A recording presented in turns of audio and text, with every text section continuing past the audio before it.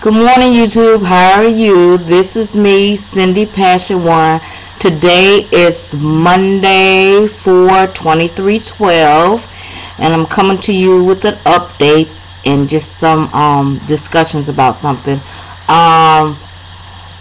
First, let's get with the numbers. When I started this challenge at the first of the month, I was 203. The second week, I weighed in at 198. The third week, I weighed in at 198. Today, I am 195.8, and I am pleased. I've been stepping up my exercise. If you guys been following me on the Bustin' Loose page, you know I did the elliptical for 30 minutes and got 2 miles in, which is a big accomplishment for me because, one, I try to stay away from the elliptical, and two, I normally cannot do more than 5 or 10 minutes on it.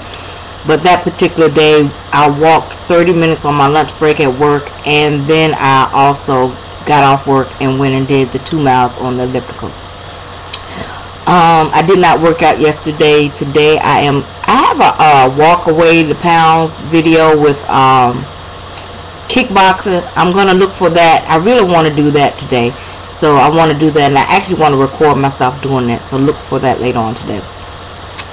One of the main reasons why I wanted to come on here is because I have some confusion about our medical professions when it comes to our bands. I wish that our primary physicians were more abreast and more knowledgeable about bariatric surgery, lap band in particular.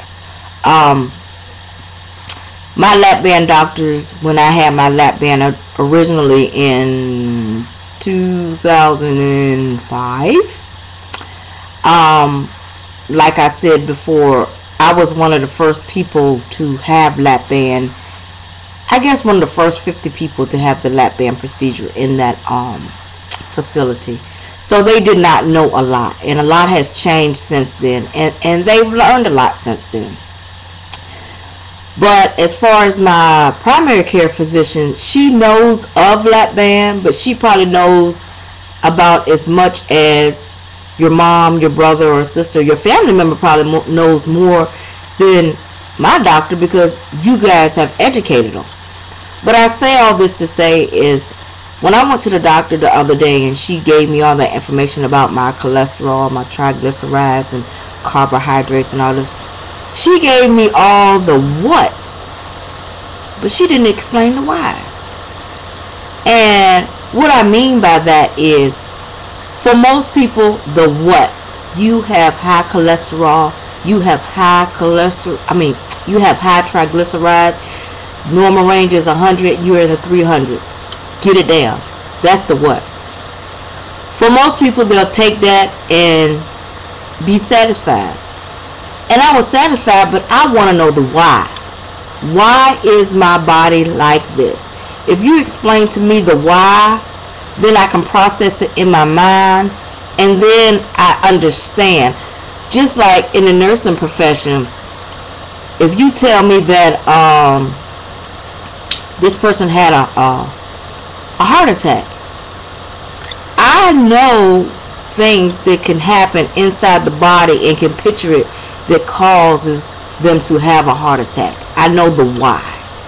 So I have been doing very extensive research for the last week on triglycerides, carbohydrates, type 2 diabetes, anything that I have been diagnosed with hypothyroidism that will prevent me from losing weight, or that will help me lose weight faster as a lap band patient. Because we know that the band is just a tool, and you have to do what works best for you. And I have read so many books, so many articles, watched so many shows, looked at so many viewers and so many subscribers, and a lot of people have found just what works right for them. But I don't think until now that I found what works for me. Okay. When I went to the doctor last week, I thought I was going to get an unfeel, and I didn't get an unfeel. We just figured out that I need to space more time between the time I eat my last meal and the time I go to bed. So, with that being said, I have a 10cc band and I have 8 cc's in. Okay, so my question to my doctor was, I have no idea what calorie range I should be in. And she said, well, since you're starting your exercise routine, I want you to be in 1200 calorie range. Now, mind you, since 2005, when I had my initial lap band, in my mind, I'm thinking that I'm supposed to be consuming 800 calories. And I can say honestly, for the first 2 or 3 years, I stuck to that. But then after that, I might say or plan to eat 800 calories, but that wasn't happening. And then the days or the times where I tried to refocus myself and get back on 800 calories, and I was pushing the exercise at the gym, that wasn't working for me because I'm out here working out. I'm doing 30 minutes on the bike, 30 minutes on the treadmill, 45 minute Zumba class, only on 800 calories. So you guys know my body was in starve mode, so I was not losing weight. So I'm going to tell you, with the research I've come up with, what I feel like is best for me. And I know we are not, none of us are experts, but I want you guys to comment on this video, really, because I want you to tell me if you think this is realistic, if you think I'm hitting on something right, or if you think that I'm way out there. Okay. I'm on a 1200 calorie diet. So initially a person would think, well, as long as I eat foods that are within my 1200 calorie range, I am good to go. That's not so. I am a diabetic. I am a type 2 diabetic. So I have come up with the conclusion that not only do I have to eat foods that are in my 1200 calorie range, I also have to lower my carbohydrate count. Now, the reason why I say this is because I have found a doctor, and I'm gonna put the link below. It's meritwellness.com, but she explained the why, and I'm not gonna try to explain it the way she did it because she's a professional, but I will put the link down below so you guys, if you're interested, can go on that and see it.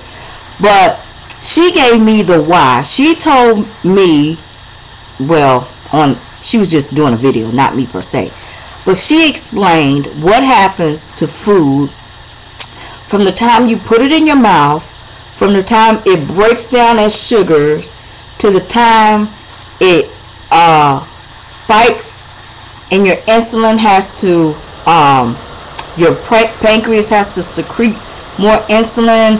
You know, all that kind of stuff. Well, anyway, she explained it that made me say, aha, now I get it. She also mentioned the word in her description at triglycerides. Wow. Now, isn't that ironic? She explained how these blood sugar spikes affects your triglycerides. So now I know.